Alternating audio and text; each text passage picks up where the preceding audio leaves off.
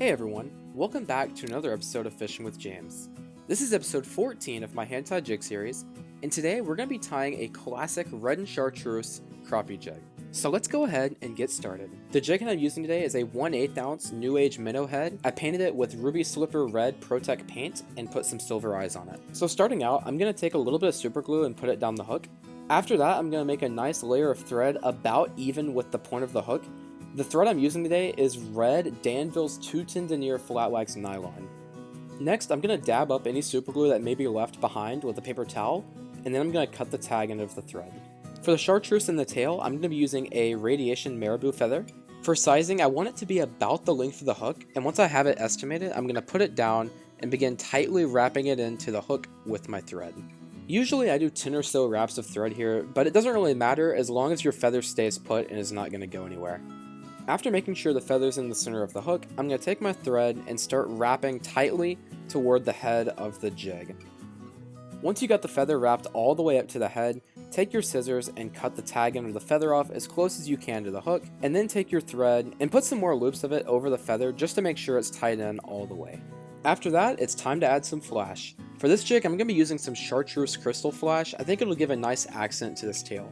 For this part, I take a half of a full strand and cut it in half and double it, and that'll give me 2 pieces of flash on each side. To tie it in, I'm just going to put some loops of thread over it and then rotate it 90 degrees where 2 strands of flash are on either side of the hook, and they'll be perfectly even on both sides of the jig.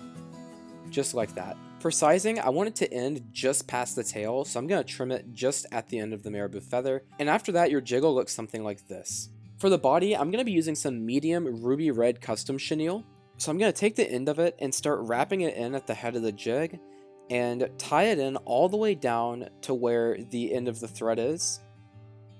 And I'm going to go all the way back up to the head of the jig. Now it's time for the fun part. I'm going to take the rotary function on my vise and slowly start rotating the vise to wrap the chenille in all the way up to the head. It's important that it stays evenly wrapped so it gives it a nice uniform look. Now I'm just going to take my thread and go under and over the chenille around the jig a few times just to tie it in.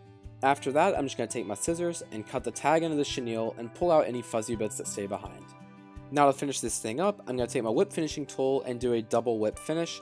So I'm going to do a few wraps around the first time and pull it tight, and then another few wraps for a second time and pull it tight again. Now I just got to cut the thread. And there you have it, a classic Red and Chartreuse crappie jig. Now all that's left to do is bag this thing up, put a sticker on the bag, and these things are ready to get out and catch some fish. I hope you all enjoyed this video. Make sure to subscribe if you're new, and I will see you all in the next episode of Hand Tied Jigs.